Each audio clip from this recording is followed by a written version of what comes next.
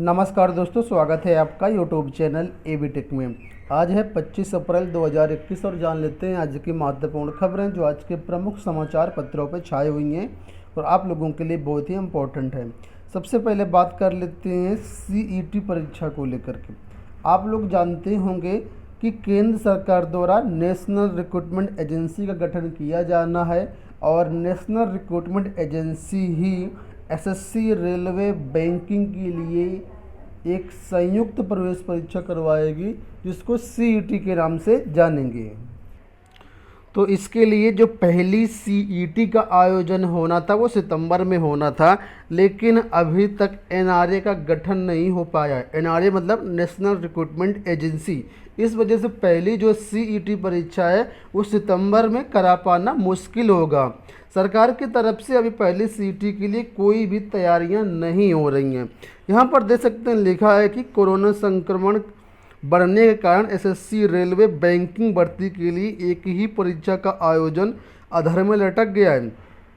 केंद्र सरकार द्वारा सितंबर 2021 में एसएससी, रेलवे, बैंकिंग के लिए एक ही परीक्षा कॉमन एलिजिबिलिटी टेस्ट कराने की घोषणा की गई थी। तय किया गया था कि नेशनल रिक्रूटमेंट एजेंसी एनआरए कराएगी। बजट में इसकी घोषणा भी की गई थी, लेकिन अभी तक एनआरए का गठन नहीं किया गया, जिससे अब सितंबर में टीटी परीक्षा करा पाना कठिन लग रहा है। वहीं पर दोस्तों नेशनल रिक्रूटमेंट एजेंसी से कई सारे काम हैं जो आसान हो जाएंगे। इस नेशनल रिक्रूटमेंट एजेंसी जब भी गठित होती है और जब भी सीईटी परीक्षा का आयोजन होता है उसके बाद लिखा है कि सब कुछ ऑनलाइन हो जाएगा। एनआरए के गठन के बाद होने वाली सीईटी के लिए अभ्यर्थियों का पंजीकरण, रोल नंबर, प्रवेश पत्र, अंक पत्र, मेरिट लिस्ट सभी कुछ ऑनलाइन जारी किए जाएंगे। इसमें किसी तरह के भौतिक सत्यापन की भी ज़रूरत नहीं पड़ेगी। नई एजेंसी के बाद परीक्षाओं में होने वाली धांधली भी रोकी जा सकेगी। वहीं पर अभ्यर्थियों के लिए क्या सहूलियत होगी, तो अभ्यर्थियों को ये सहूलियत होगी कि अभी एसएससी के लिए अलग परीक्षा देते हैं, बैंक के लिए अलग परीक्षा देते हैं, रेलवे के लिए अलग परीक्षा देते हैं। जब ये सीईटी शुरू हो जाएगी तो उस सीईटी के माध्यम से सभी के लिए कॉमन टेस्ट करवाया जाएगा। अगर आप एक परीक्षा सीईटी क्वालिफाई कर लेते हो आप एसएससी में भी जॉब पा सकते हैं, रेलवे में भी पा सकते हैं और जो बैंक में भी पा सकते हैं, बशर्ते उसके जो आगे के स्टेप हैं उनको आपको क्वालिफाई करना होगा। तो ये एक अच्छी बात है। लिखा साल भर में सीटीटी की तरह जो सीईटी भी है 2 बार कराए जाने की योजना, लेकिन कोरोना आपदा में परीक्षा के लिए अब तक सरकार द्वारा कोई भी तैयारियाँ नहीं की गई हैं। वहीं पर कौन कौन अभ्यर्थी सीईटी परीक्षा दे पाएंगे, तो दोस्तों हाई स्कूल, इंटर और ग्रेजुएशन तीनों स्तर के जो परीक्षार्थी वो सीईटी परीक्षा दे पाएंगे। यहाँ पर लिखा है 3 स्तर का होगा सीईटी। इसमें से पहला जो स्तर होगा स्नातक स्तर होगा, दूसरा स्तर हायर सेकेंडरी होगा, तीसरा स्तर सेकेंडरी होगा। अभ्यर्थी अपनी योग्यता के हिसाब से परीक्षा में शामिल हो सकेंगे। वे परीक्षा केंद्र का भी चुनाव कर सकेंगे। सीईटी में शामिल होने की कोई अधिकतम सीमा भी नहीं होगी। कोई भी राज्य सीईटी के स्कोर से अपने यहाँ राज्य कर्मचारियों की भर्ती करना चाहता है तो उसे सुविधा दी जाएगी और सीईटी के अंक 3 वर्ष तक जो है मान्य होंगे। तो बहुत सारी चीज़ें बदलने वाली हैं अगर सीईटी लागू होता है, लेकिन फिलहाल सितंबर में सीईटी परीक्षा कराने के लिए कोई भी सरकार की प्लानिंग नहीं है, कोई भी तैयारियाँ नहीं है। कोरोना की वजह से इसमें बहुत ज़्यादा विलम्ब हो जाएगा। डीएलएड 2021 को लेकर के बात कर लेते हैं। लिखा डीएलएड 2021 में प्रवेश पर लग गया कोरोना का ग्रहण। लगातार दूसरे साल सरकारी व निजी संस्थाओं में प्रवेश होगा मुश्किल। आप लोग जानते हैं डीएलएड 2020 भी कोरोना के चक्कर में ही चला गया, उसमें एडमिशन नहीं हो पाया। डीएलएड 2021 के एडमिशन अभी होने थे, लेकिन उसमें भी इसमें कोरोना का ग्रहण लगता हुआ दिख रहा है। हालांकि परीक्षा प्राधिकारी ने इसके लिए जो प्रस्ताव फरवरी में ही भेज दिया था, लेकिन अभी तक जो अप्रूवल है वो नहीं मिल पाया है। कोरोना के चलते अभी अप्रूवल मिलने की कोई भी संभावना भी नहीं दिख रही है।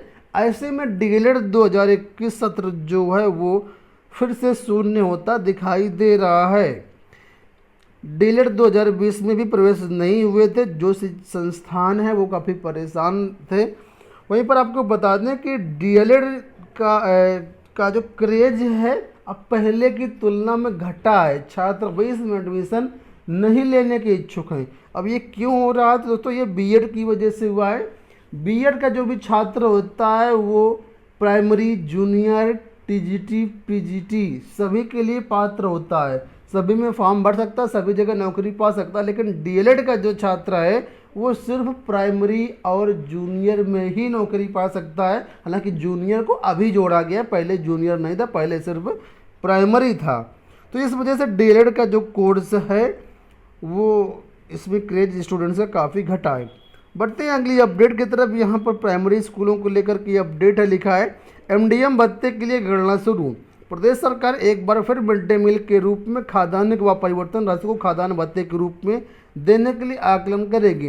पिछले साल आप लोग देखेंगे थे कोरोना कारण स्कूल जो बंद थे, तो छात्रों के खाते में पैसा यानी पर कन्वर्जन जो राशि है वो, और साथ में छात्रों को अनाज भी दिया गया है। उसी तरह इस साल भी इसका आकलन जो है वो शुरू कर दिया गया है।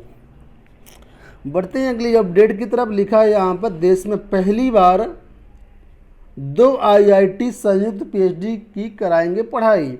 पहली बार 2 दिग्गज आईआईटी शैक्षणिक 2021-22 से संयुक्त पीएचडी प्रोग्राम की पढ़ाई करवाने जा रही हैं।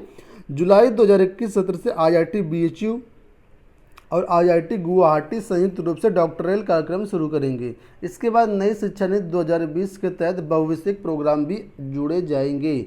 जो लोग आईआईटी करने के इच्छुक हैं उनके लिए ये अपडेट है। आईआईटी बीएचयू और गुवाहाटी ने 2021 सत्र में शुरू करने की घोषणा की थी। एमटेक की भी तैयारी कर। बढ़ते हैं अगली अपडेट की तरफ। 69,000 शिक्षक भर्ती थर्ड काउंसलिंग की यहाँ पर अपडेट आई है कि नहीं भेजा खाली पदों का विवरण, फंस गई नियुक्तियाँ। प्रदेश के परिषदीय विद्यालयों के 69,000 सहायक अध्यापक भर्ती में खाली पदों का विवरण बेसिक शिक्षा अधिकारियों की ओर से उपलब्ध नहीं कराए जाने की वजह से तीसरे चरण की काउंसलिंग जो है फंस गई है। पंचायत चुनाव और कोरोना संकट की वजह से सचिव बेसिक शिक्षा अधिकारी के कई बार यानी बार निर्देश भेजे जाने के बाद भी बेसिक शिक्षा अधिकारियों ने जिले में खाली पदों का विवरण नहीं भेजा। कई बार जो लेटर है, पत्र है सरकार की तरफ से और जो सचिव की तरफ से भेजा गया, लेकिन जो बीएसए हैं ये विवरण जो है वो नहीं भेज पा रहे हैं। इस वजह से जो थर्ड काउंसलिंग है वो अटकी है। वहीं पर बीएसओ का कहना है कि कई विसंगतियां हैं, इस वजह से खाली पदों का आकलन नहीं किया जा रहा हो पा रहा है। इस वजह से पदों को ब्यौरा जो है वो नहीं भेजा गया है। तो अगर पदों का ब्यौरा पहुंच जाता तो थर्ड काउंसलिंग की शुरुआत जल्द हो सकती थी, लेकिन फिलहाल अभी थर्ड काउंसलिंग ठप है। बढ़ते हैं अगली अपडेट की तरफ। यहाँ पर अपडेट है पंचायत चुनाव को लेकर के। आप लोग जानते हैं 26 अप्रैल को थर्ड चरण का जो चुनाव है वो होना है। लिखा है तीसरे चरण की तैयारियां पूरी, पर्यवेक्षक ने संभाला मोर्चा। 20 जिलों में पंचायत चुनाव कराने के लिए आज रवाना होंगी पोलिंग पार्टियां। कल जो है वो जिलों में मतदान होना है। अगली अपडेट है प्रदेश में नर्सेज संवर्ग की भर्तियों को लेकर के। लिखा है प्रदेश में नर्सेज संवर्ग के 40% पद खाली। मरीजों की सेवा में दिन रात लगे रहने वाला नर्सेज संवर्ग गंभीर समस्याओं से जूझ रहा है। प्रदेश में इस संवर्ग के करीबन 40.59% पद खाली होने से इन पर जहां जिम्मेदारी बढ़ गई वहीं कामकाज भी प्रभावित हो रहा है। इनका काडर रिव्यू भी नहीं हो पाया है। तो यहाँ पर देखिए पद दिए गए, कितने कितने पद खाली हैं। तो लिखा मुख्य नर्सिंग अधिकारी 1 पद स्वीकृत है और 1 पद खाली है। नर्सिंग अधीक्षक स्वीकृत 1 पद, खाली 1 पद। उप नर्सिंग अधीक्षक 618 पद स्वीकृत हैं, इस समय खाली है 0। नर्सिंग सहायक नर्सिंग अधीक्षक 310 पद रिक्त हैं, 17 खाली हैं। सिस्टर के 1469 पद स्वीकृत हैं, 559 खाली हैं। स्टाफ नर्स के 7,666 पद स्वीकृत हैं और इतने पद खाली हैं। लगभग 40% जो पद हैं वो स्टाफ नर्स संवर्ग के खाली हैं और यहाँ पर सरकार जो है वो ध्यान नहीं दे रही है।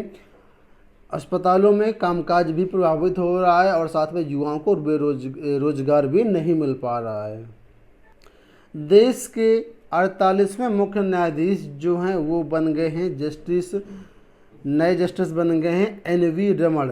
इन्होंने देश के 48वें मुख्य न्यायाधीश के रूप में शपथ ली। भारत के मुख्य न्यायाधीश के तौर पर जस्टिस रमण का कार्यकाल जो है 26 अगस्त 2022 तक रहेगा। इन्होंने जो है मुख्य न्यायाधीश की जो शपथ है वो कल ग्रहण कर ली है। 69,000 शिक्षक भर्ती में जो लोग ऑलरेडी चयनित हैं, जो लोग ज्वाइन कर चुके हैं, उनके लिए 6 माह बाद अब शिक्षकों का जो है भुगतान होगा। बेसिक शिक्षा परिषद के प्राथमिक स्कूलों में 69,000 शिक्षक भर्ती में नियुक्ति पाने वाले शिक्षकों को अब वेतन भुगतान की उम्मीद जगी है। दूसरे जिलों में तैनाती पाने वाले शिक्षक 6 माह से वेतन की राह देख रहे थे। कई आर्थिक तंगी से भी परेशान थे, लेकिन अब इनको उम्मीद है कि अगले महीने तक इनको जो वेतन का भुगतान है वो हो जाएगा। एक बड़ी अपडेट दोस्तों हाईकोर्ट की तरफ से आई है। आप लोग जानते हैं देश में कोरोना संकट चल रहा है और कई सारे मामले जो है हाई कोर्ट और सुप्रीम कोर्ट में भी लगे हैं।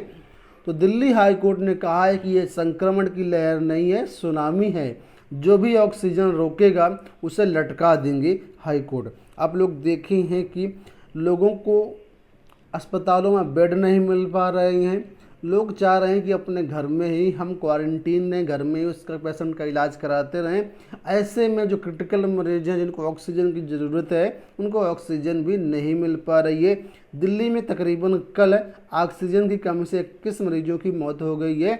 ऐसे में अदालत ने कहा है कि ये संक्रमण की लहर नहीं है, सुनामी है, और जो भी ऑक्सीजन की ब्लैकमेलिंग करेगा, ब्लैक ऑक्सीजन को रोकेगा, उसको सीधा लटका देंगे। इस तरीके से बात हाई कोर्ट ने बिल्कुल सख्त लहजे में कही है। अंत में बात कर लेते हैं उच्च शिक्षा को लेकर के। उच्च शिक्षा के जो ज़्यादातर कोर्स हैं वो ऑनलाइन किए जाएंगे। कोरोना संकट को लंबा खींचता देख उच्च शिक्षण संस्थानों ने भी अपनी नई रणनीति पर काम करना शुरू कर दिया है। इसके तहत अब वो अपने ज़्यादा से ज़्यादा कोर्सों को ऑनलाइन या फिर दूरस्थ शिक्षा के माध्यम से संचालित करेंगे। तो ये हो गई दोस्तों आज की सारी ये अपडेट। आशा करते हैं वीडियो पसंद आया होगा। इसी तरह की अपडेट्स पाने के लिए चैनल को सब्सक्राइब कर लीजिए, वीडियो को लाइक और शेयर भी कर दिया करें। डिस्क्रिप्शन बॉक्स में टेलीग्राम चैनल का लिंक दिया गया, आप लोग जरूर ज्वाइन हो जाइएगा। इस वीडियो में इतना ही, धन्यवाद।